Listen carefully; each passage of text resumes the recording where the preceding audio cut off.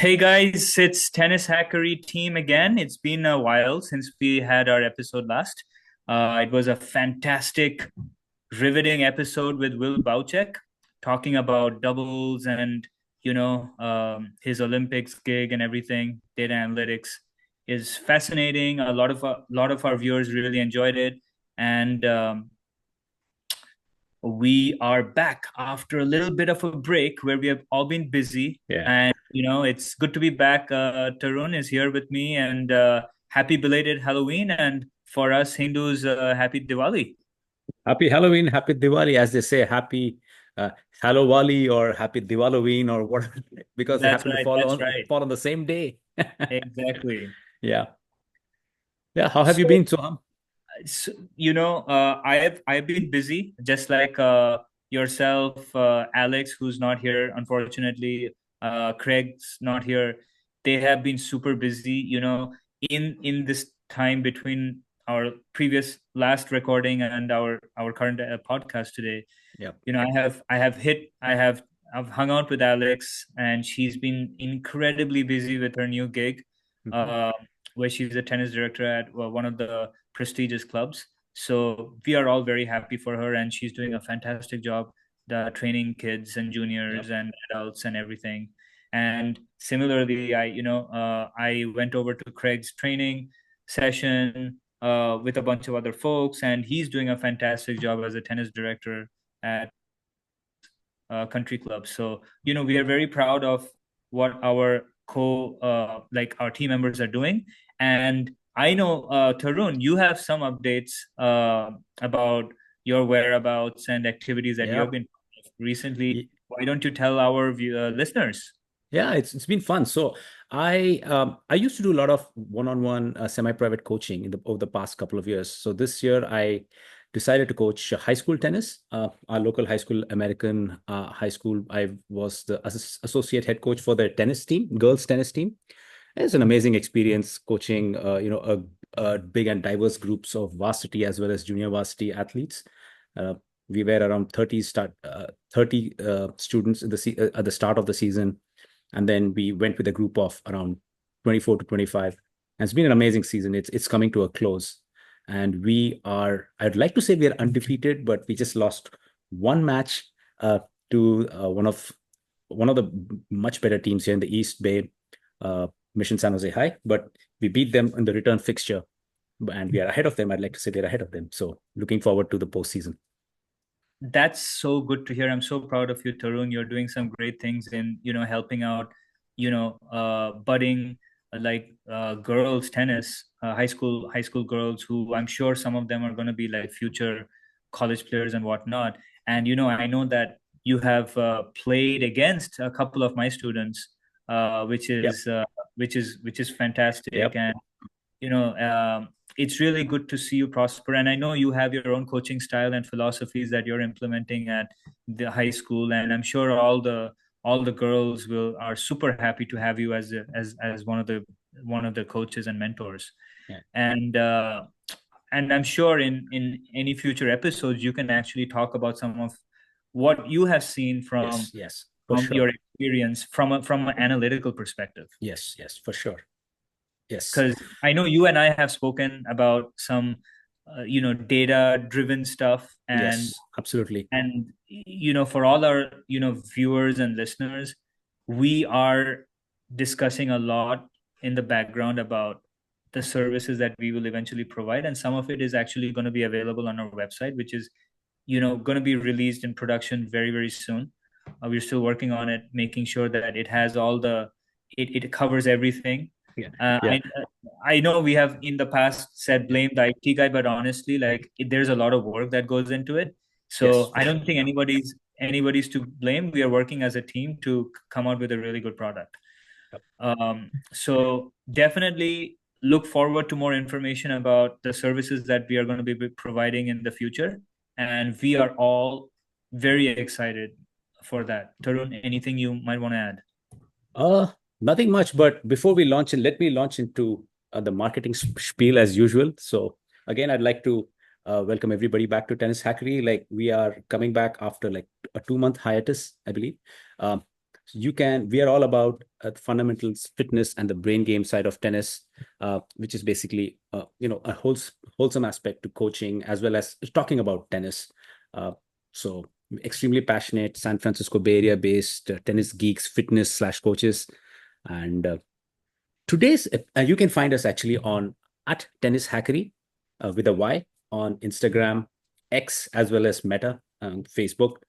Uh, our main content platforms is on YouTube. We have a channel at Tennishackery, as well as the audio versions go on Spotify. We'll be there on the other platforms soon, like the iTunes, Apple Podcast Store, as well as getting on TikTok until we get 500 subscribers. So let's see how things go. So Thank you so much, Tarun, for yeah, mentioning those things, because one thing I realized is I can never be as good as you in the marketing spiel. And I clearly, I neither do I have the words or the charismatic appeal that you bring when you talk about the marketing. So I'm so glad that you mentioned these things. All I want to say is, you know, a lot of people, at least from, I can talk about myself. A lot of people are very curious about what we're doing, and I happen to share our YouTube or Spotify links with a bunch of people in the tennis community. And what's interesting is a lot of the non-tennis people are actually very interested to yep, see to listen to our podcast. And I really hope we get, because of the relatability that we bring, we are able to entice people who are not just tennis yes, players or fans, but also people from outside. And really, that's our goal, to give, to talk about tennis, so anybody out there who even doesn't know much about tennis gets attracted to the sport in some way or the other, which is a great segment, or a segue rather, for our next segment, which is going to be on what's been happening in the world of sports, Tarun. Like, yep, ever since our last episode, I would love to ask you about yeah. US Open first, because um, we were going to do an episode on it, but then, like we said, we got busy. But I would like you to Yeah, summarize. let's get into it. So since Yeah, summarize. So tell me some of the matches, yeah, couple of matches that you watched. What was your takeaway from the yeah, US Open? absolutely. Yeah. Before that, Soham, as you can see, instead of going on a specific topic, we are kind of um, uh, imitating Andy Roddick's racket rundown, where we are kind of summarizing the tennis news, which is fun. This is the Serve Tennis podcast, something that we love a lot. So hey, Andy, give us a shout. So yeah, so since the US Open was amazing. I think it ended like in early September. So Sinner and Sabalenka, I mean, deserved champions. I mean, Sabalenka was amazing. I mean, the way I mean, uh, Jessica Pegula had a breakthrough tournament. If you noticed, she reached the finals, and Sabalenka simply took her out. I mean, some of the things that stood out for me in Sabalenka's game is her serve. She's just powerful. She just takes control in the first four shots of a rally. I mean, the thing that really stood out for me was, uh, second serves. When she sees a weak second serve, I mean, you can see she's all over it. I mean, it reminds me a lot of Serena. And I mean, I think it's the way it should be. I mean, if you, for all players out there, this a weak second serve is a great opportunity to take control of a point. What do you think, Soham? Absolutely. And I Yeah, think I don't watch as much women's tennis, that I must admit, as yeah, you do. But one of the yeah, things I know from the yeah. little I watched is Sabalenka has matured, and she's Yes, handling the pressure situations, pressure points much better, which yes, is what is leading right. to her success more so now than Yeah, before. yeah, And as as a result, I believe that she is now world number one. And yep, it's, I think Iga had a huge lead, but I think Sabalenka slowly, gradually yep. caught up and has overtaken Iga. A few words for Iga, Tarun. I know you follow her quite a bit. Yeah, she's amazing. I mean, I think clay is a preferred surface, but I think she hasn't done that bad on hard courts as well. I mean, I think next year is going to be very an amazing rivalry between these two. and we will see. I think she definitely has advantage on slower surfaces and on clay with her game, which I think we spoke about that in some of her previous episodes. Her amazing footwork, and hard courts probably she probably needs a bigger serve and try better tactics against opponents who try to overpower her, hitting through her. But I'm sure she will evolve, and I think it's going to be a great 2025. Is there anybody else that's kind of, under the radar, kind of? Not nobody in particular comes to mind. I think Coco Gauff kind of could not replicate her heroics from last year. She was defending of she won the U.S. Open last year. So I mean, I've heard Andy Roddick mention some comments. I think he advised her on her serves and stuff like that. And I think he has made some interesting critical comments about her serve. So yeah, we will see how she tinkers with her game and gets back. Wonderful. And Yeah. let's talk. On the men's front, what do you think, Yeah. Soham? Like, what do you think of Sinner and how he has progressed, not only during the U.S. Open but after that as well? I was fortunate to see Sinner both practice and play at. In fact, I have seen Sinner practice. I saw him at Indian Wells, Hmm. right in front with Yep. Darren Cahill, and then I actually saw his match at Roland Garros in Paris. So I Mhm. actually seen him live, and I love his overall mental strength, Yep. obviously athletic ability, agility, just general balance, and the power he generates from just he just seems very balanced, and which is something I like a lot about him. And he's very he's very mature as a tennis player, I think, Yeah. for his Yeah. age. Yeah. And honestly, I'm a fan of, I mean, the newer generation. I'm also a fan of Alcaraz, and I think this rivalry between Carlos and Alcaraz and Yannick Sinner is gonna go for years, and this is Yeah. basically the new Rafa Roger kind of thing. My only concern is, I don't know who's like the third guy in this. There's so many like players who are capable of being Yeah. that third guy who can challenge, but I just don't see that they're consistent. Like Dinil, I expected him to win a few more Yeah. majors by now, Yeah. and Sasha, he's up and down. Like I think he's very talented, but I don't think he can Yeah. just put together like a one solid run in a slam Yeah. for like 7 rounds or Yeah. For 7 matches, so. it's very tough for him. Yeah. It's for him, but I think he does have the talent. I think in terms of I like Dimitrov. I was hoping that he would do a little bit better. Yeah. But I think he has a couple of weaknesses. I mean, I love his game. I love his Oh yeah. personality actually. I'm a good big fan of the way Yeah. It's very Dimitrov. chill and relaxed, and yeah, such Very chill effortless and tennis. relaxed, very nice to watch, yeah.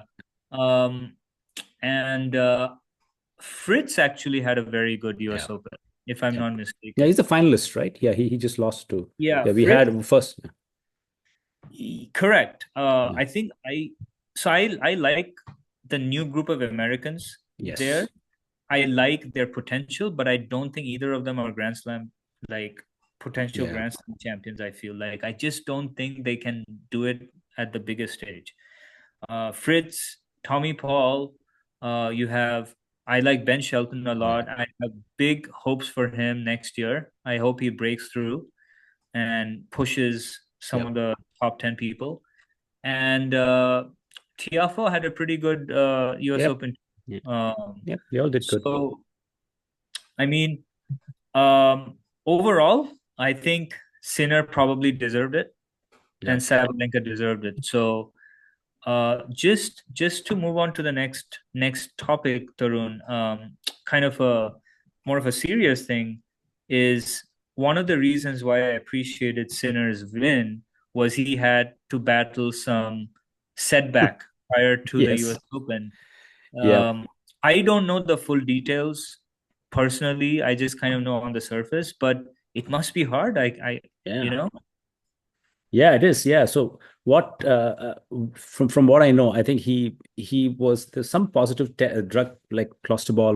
It's a banned substance, and uh, apparently the thing was that the claim is that one of his trainers had it while he was on the massage table, and I think in the Indian Wells early in the year. So yeah, I think the tennis tribe, I think they have pushed for the WADA, they have pushed for a 1 to 2 year suspension sentence, but he Mhm. was cleared. But I think that's being appealed. So I think the verdict is out in the next couple of months, I think. So I mean, it's very interesting. Some of the players, very polarizing opinions. Guys I like know. Nick, I was just yeah, gonna say that yeah, I think yeah, there's some split opinions here on this, and yeah, honestly, like, it's hard for me. I mean, yeah. this is a very like sensitive topic, Yes, and for sure. for a lot of people, and I'm not really sure. I hope the right verdict is given, and Yeah, for as a tennis, like as a neutral fan, yeah, I just don't hope that anybody of this kind of talent level yeah. is suspended. I mean, it would It be would be, it yeah. would be a negative for the sport, Yes. honestly. Yeah, but again, the other side of the argument is, of course, that guys like Kyrgios and Shapovalov, they have come out and said that look, the laws should be applied equally, and just like how it was done for Halep, like she had to stay out for I think Correct. almost a year, and then finally her name was cleared, but still. So I think that's what is the debate, but we'll see how the situation plays out. I mean, it would be a shame really if like you said, but again, if it's guilty, the rules are the same for all. So you mess Yes. up, yeah, you are on the hook.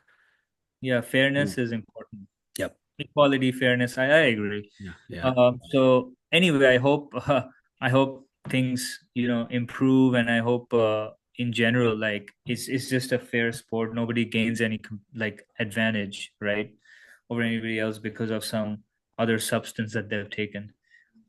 Can't even imagine that. Yeah. Um, but anyway, Yeah. so The other, yeah. moving on from this topic, um, Tarun, what was exciting ever since that? Was it the recent Kings Slam in Saudi? Yeah, that's I don't know. I saw some of the ads initially. It was like some crazy ads on YouTube where these players are on some amazing deserts and like some like it was pretty cool videos that they shot. But I don't know, man. So it's like it seemed like an exhibition event in Saudi Arabia, and of course, again, this is another thing that's kind of again, I wouldn't call it a controversy, but it kind of a topic that's very very sensitive. The term that's being bandied about is called sports washing, where given Saudi Arabia's track record for human rights, the progressive stances that people are saying that okay, if you hear people like Casper Ruud speak, he was very very he was very very clear on saying that okay, this is a problem, but he hasn't taken a stance on either side. He says that yeah, we understand that things are going on, but this is a problem that they need to fix. On the other hand, guys like Nadal, I mean, I don't know if you heard Nadal say that.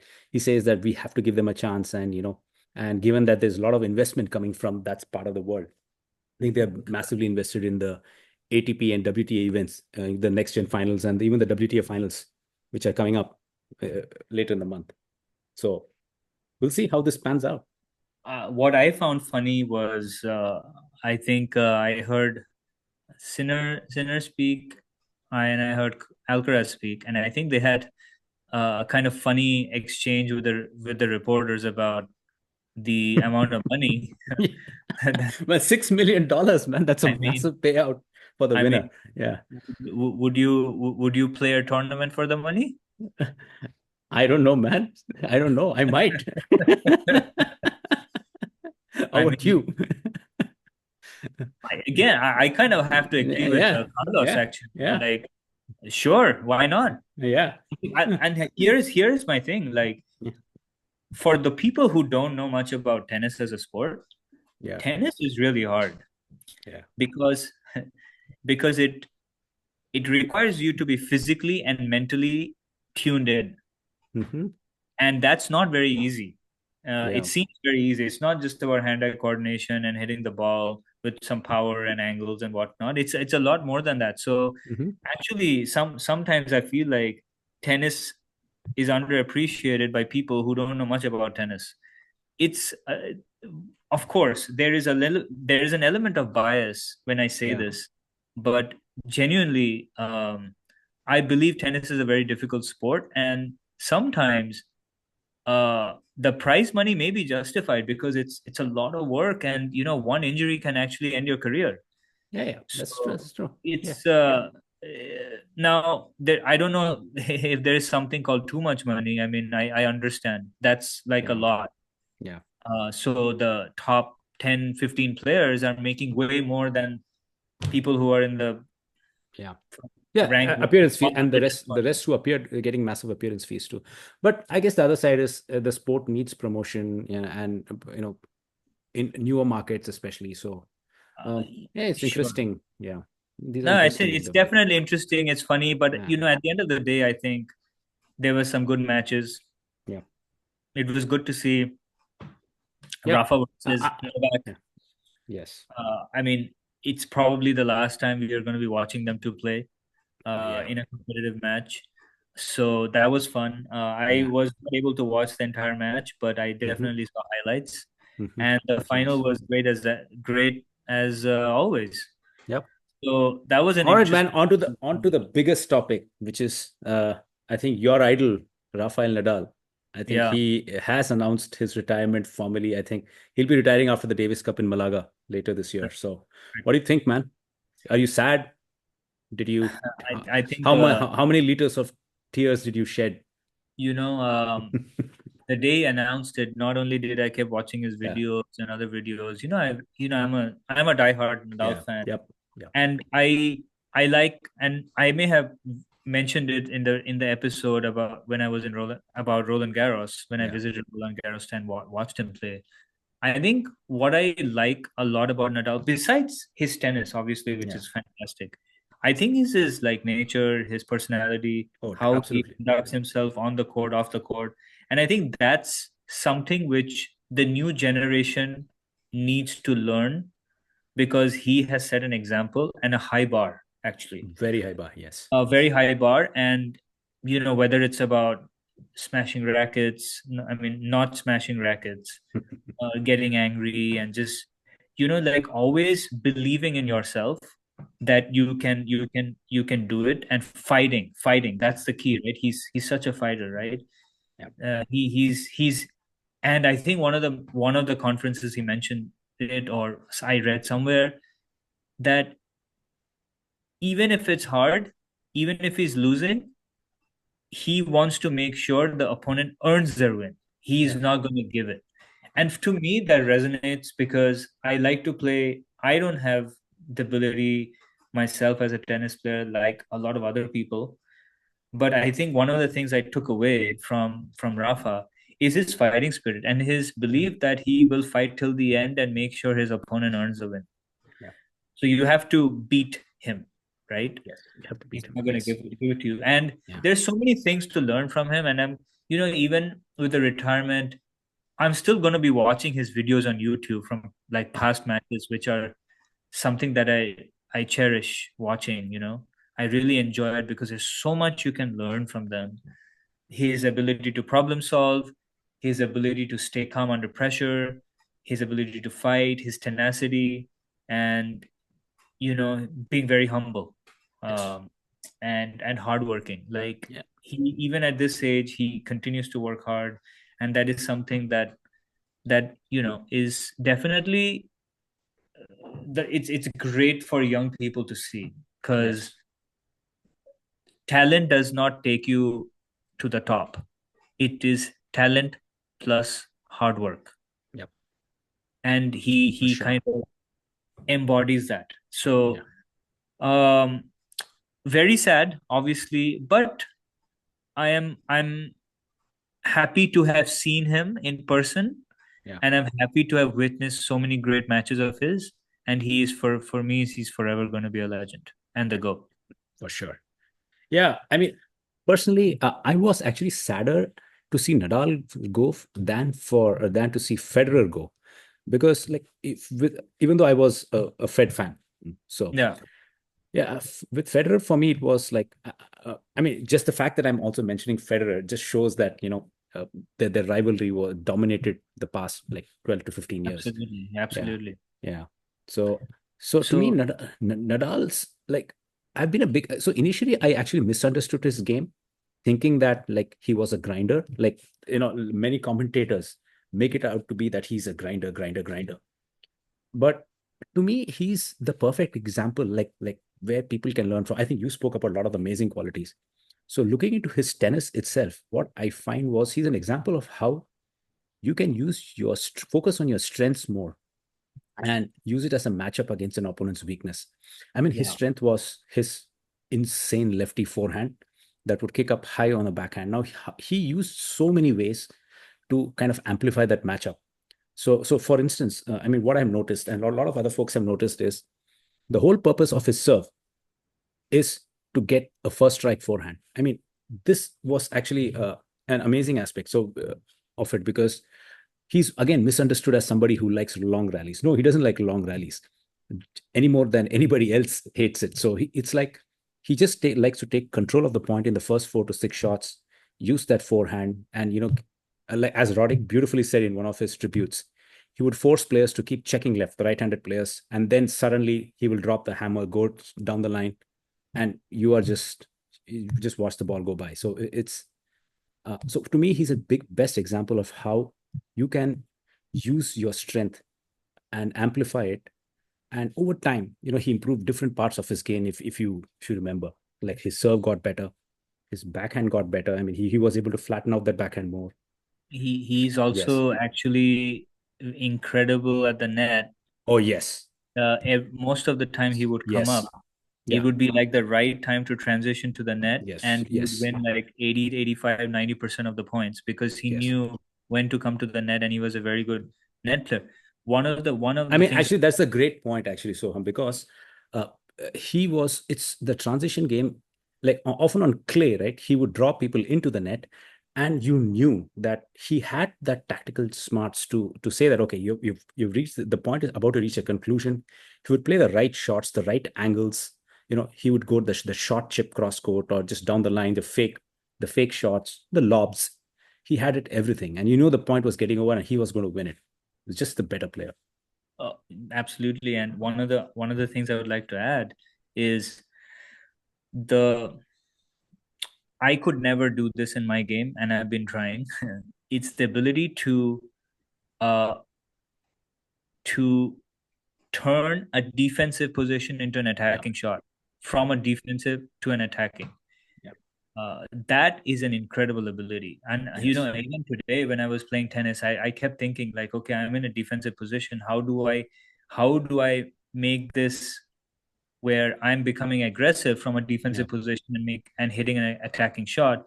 And that is an ability that he has an insane ability to do that, and that Yeah. is something that I will keep trying. I don't know whether I'll be successful, but it's definitely Yeah. something that I appreciate about his game. Yeah. Now, we can probably go on and on about Yeah. Rafa. We I can. can actually, at least. So, to be fair to some of the other people here, who also have announced their retirement, one of them is Dominic Thiem, and I think, without knowing too much whether you like or hate him, I always liked him, and I would assume that you would too. He is very difficult to dislike. Yep. He is such a nice guy, from obviously from in person. Such a nice guy, such a pleasant, like nice to watch tennis player who was so talented, but unfortunately injury kind of killed Yeah. his Wrist longevity. injuries. Yeah. Yes. Amazing player. Like great topspin, huge intensity.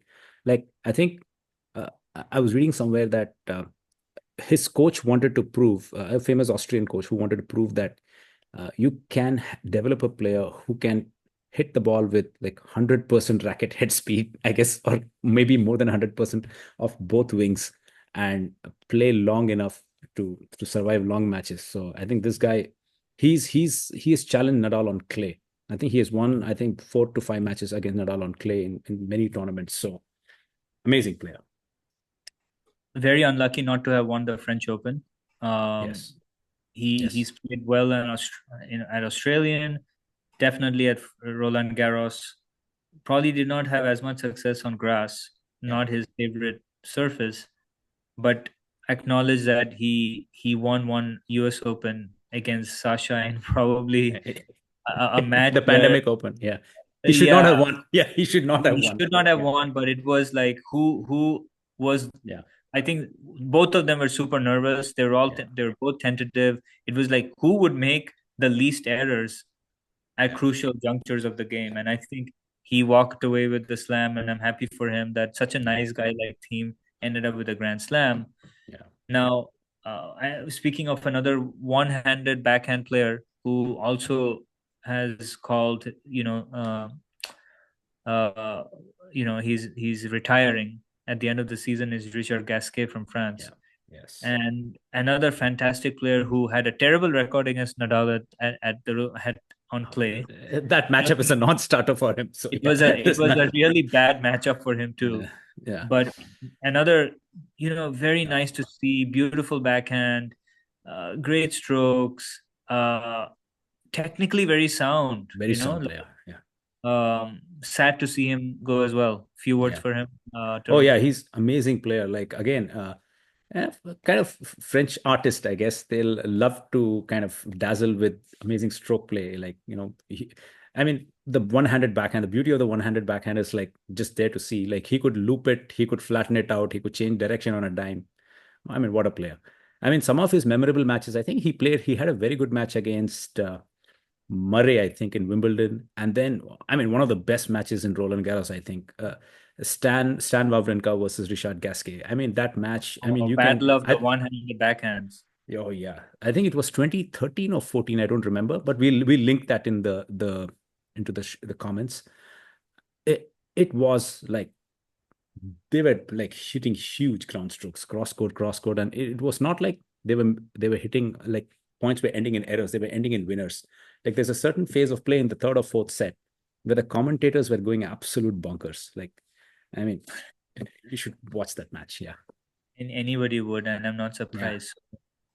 In terms of the women's, I believe Elise Cornet, also from Yes. France. Yeah, she's also from France, and she's retiring as well. She's been around for a long, long time. She's had some success in doubles. Again, Yep. a very good player, a long career, and yeah, Uh, I think she's played 3 to 4 Olympics as well. So yeah, yeah, yeah. I think I got to watch her at the Indian Wells, and yeah, she has a very different style of play. Very good for grass, I think.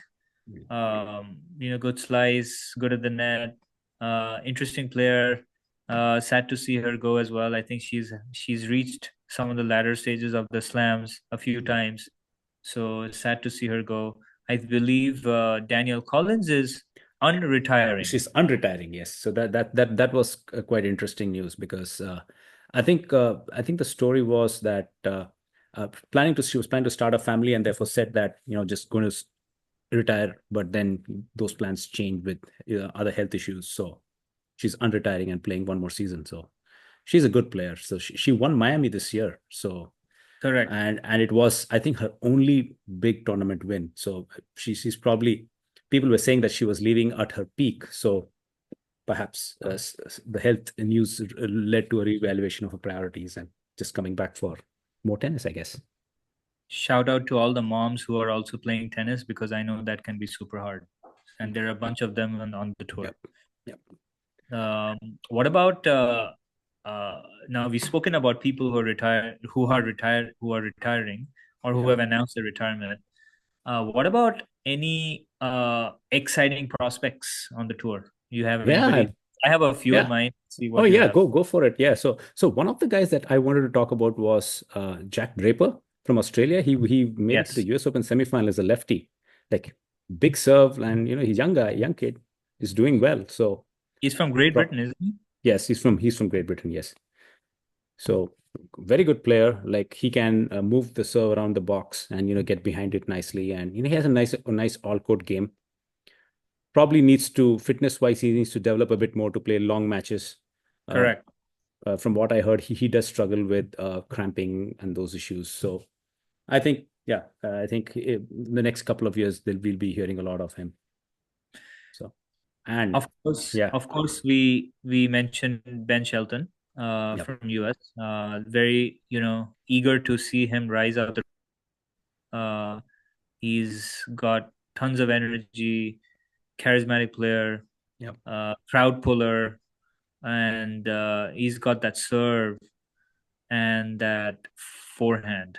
yep, So looking forward to his rise. Now, yep, tell me about Shelton recently played someone, yep. and I The Tarun, want you to tell me a Yeah, little it bit was about very, this sensation from France. yep. The Pesci, I think it's Giovanni and Pesci Pericard. I hope I said his name right. Pericard.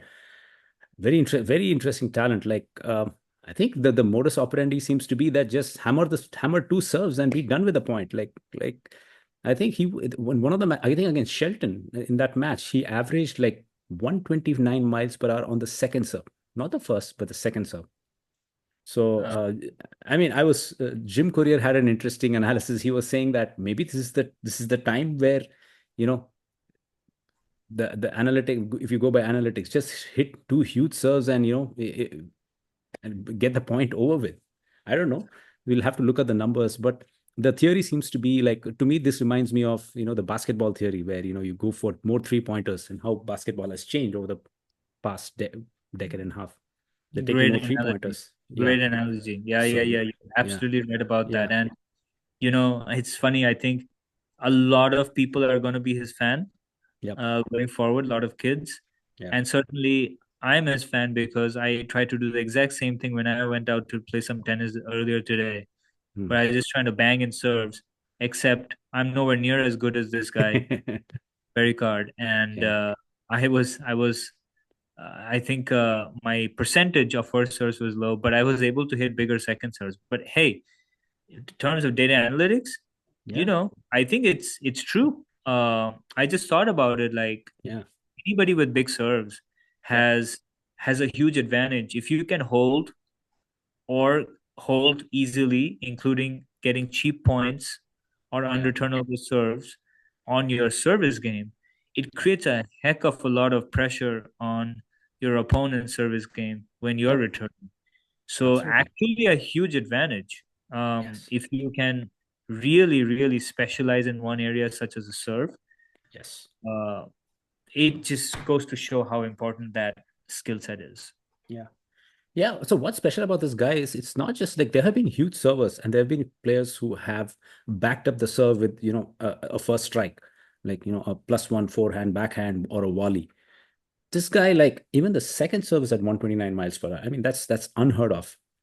And that's an average speed for the whole match. It's not like he's hitting a few, 120 mile hours second serves here and there. So I don't know. Is this the age of the bionic serve, the future? I don't know. We'll see. The verdicts is still out. He still needs to, I guess, develop his rest of his game. And I think Andy Roddick on the Serve podcast had a very good. I think it's the third time we are referencing him. So Andy, give us a shout out again. So I think he made a very good analysis on his game, and he said that yeah, he needs to develop other parts of his game, and we'll see. It's pretty exciting news. Absolutely. Um, so yeah, we're looking forward to another. We still have the uh, end of year championship top eight players. Yep. So should be looking forward to that, and the next gen as well, top eight. And then it's almost the year end for tennis. Yep. It's been Yep. quite a fascinating year of tennis, as always. Lots of great matches, some unfortunate retirements, Yep. but memorable year in tennis. In terms of Tennishackery, because that's what we are represent. Yep. Tarun, tell us what we have in the future. What's there in store for us in the next month or so? Oh yeah, expect some great content as we get back on, our content train. We will be getting a lot more guests, featuring Alex Craig, and other guests as well. Uh, and then we will, as we have been saying for the past few months, the site will go up, and we are excited to launch some new services. We are kind of uh, ideating a lot about, like, yeah, we have about getting our name out there, and trying to see if we can create value for tennis players and students, uh, whether be it online coaching, or whether it's like analytics. Especially analytics is a huge thing in our sport, and we are trying to see if we can democratize analytics for a wider audience, including juniors, so that people at least know where to focus their tennis coaching on. So we are very excited about the next few months, and please stay tuned. Couldn't agree more with you, Tarun. It's always a pleasure talking to you about tennis, because I As think we is could. mine. Oh, thank you. It's Yeah, yeah. likewise, and Yep. we could probably go on for hours and hours, because, like we Yep. said, we're tennis. Tennis. We like eat, live, breathe tennis. Whatever you want to say. Again, I echo what Tarun said about exciting stuff coming ahead for us in terms of Tennishackery from a product standpoint, from services standpoint, and in terms of podcasts as well. Yep. I do want to give heads up to some folks, especially in the tennis community. And USTA ratings will be coming up end of this month, beginning of next month. We are going to have an episode where we discuss some nuances about the ratings, because I know a lot of people are excited. That way they can plan for super teams and national level Yeah. teams and whatnot, and start their recruiting process. So for any folks listening who are part of the USTA, we are going to have an episode where we discuss this, because I know most of the people are already talking about it Yes. And all day long. Craig, our buddy Craig, is so super duper excited about this. I mean, I think he has observed the whole rating system, and both in his own game as well as his students.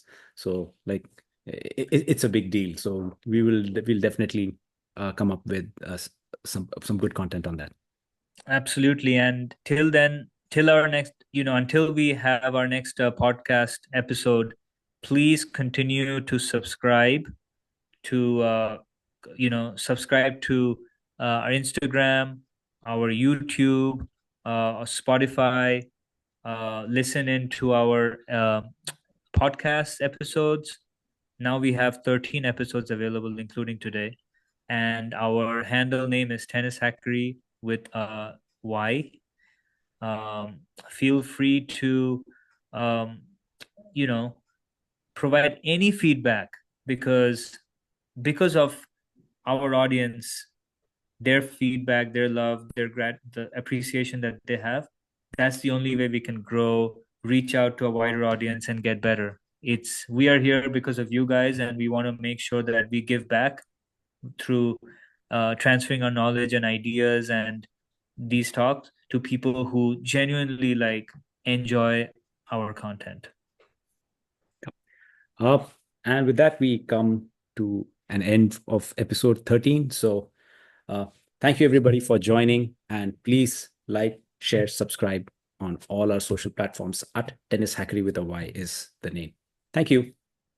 Bye. Have a good night. Bye.